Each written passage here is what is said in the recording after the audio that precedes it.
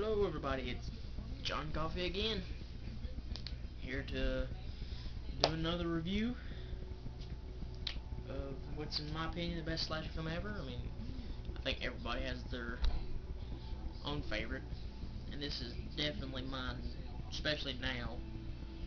And it's an underlooked slasher that the remake's out, and I haven't seen it yet, but I plan on seeing it soon. I'll probably do a review for it once I see it.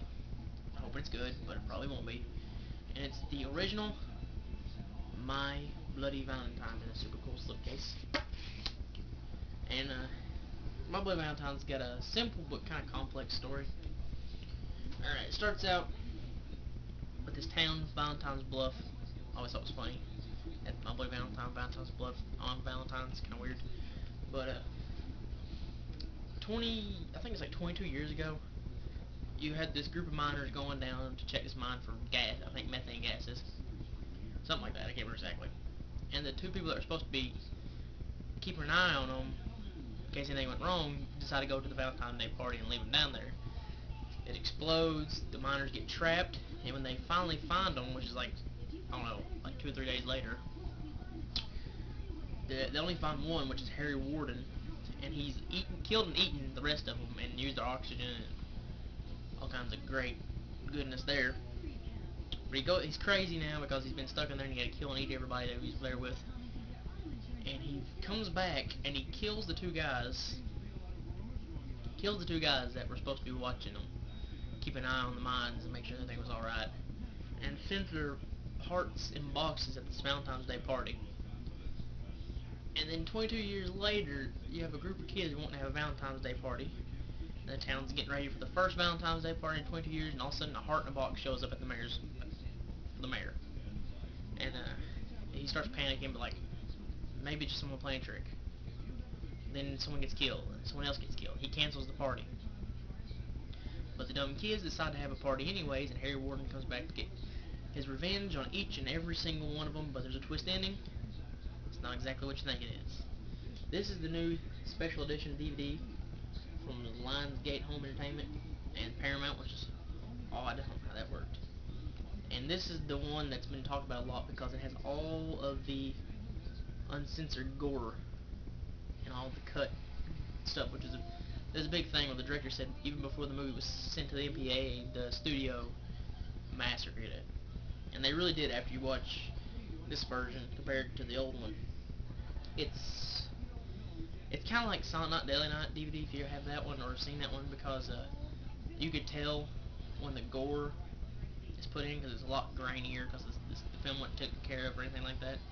But once you see the gore and how, like, it's not your typical slasher film. It's not your fun, silly gore. It's pretty straight up brutal nastiness, and it's so good. I love this movie now because of seeing the uncut stuff. And the special effects are also good, like real good, like way ahead of the time good. Like it's probably some of the best special effects of that time. Unfortunately, nobody ever got to see them till now. And the only real big problem I had with this movie, and I always had with this movie, was the ending. It has a real stupid Scooby-Doo style ending, like, oh, there's the killer, you know, wasn't needed. But despite that, I mean, you got characters in this movie that you actually like, which is real weird in a slasher film. Most of the time you have kids just set up to get murdered, so, you know, because you shouldn't like them, so they get murdered quickly and easily. This one, you actually like, the Hoss is the big guy in the movie. He's actually really funny, and when he dies, I actually felt real bad for him and his girlfriend. And people actually care in this movie when someone dies. It's not like, oh, she's dead, let's keep running. No, they actually care, and like, and sometimes it ends up getting them killed because they're like not moaning. God, I don't know what's wrong with me tonight. Mourning the lost ones, and Harry Warren comes up and gets them. And you need to buy this DVD just for the fact of the uncut gore. I was seriously like, it was like night and day between the two versions. I just got rid of mine. I gave it away. I don't need it no more. Don't need it. This is My Bloody Valentine.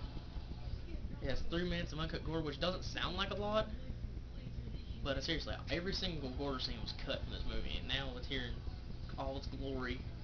The big problem with this DVD is the special features. They really messed up. I mean, you got the deleted scenes with the director cast, special effects designer introduction, which is awesome. I love that. Watch that. And you got Bloodlines, the interactive horror film history, which is really stupid. It's like a family tree thing. Bloodlust, My Bloody Valentine, and the Rise of Slasher Film, which is more about slasher films in general, and the My Bloody Valentine remake. It has anything to do with this movie. That kind of pissed me off. But you also got commentary, I think. Not exactly sure. And you can watch the deleted scenes separately, or you can actually watch them in the movie. So if you don't like the ideal of it going from nice clear transfer to grainy, you can just watch the deleted scenes separately and see all the gore that way. But the transfer, except for the gore scenes, is actually good, which surprised me. It was really nice. And this is just a super good movie. Highly recommend this DVD especially. Watch this and get ready to watch the remake in 3D, and hopefully it'll be good. I doubt it'll be better than this one, but who knows. Check My Bloody Valentine out, check me out, check all my videos out, and I'll see you all later.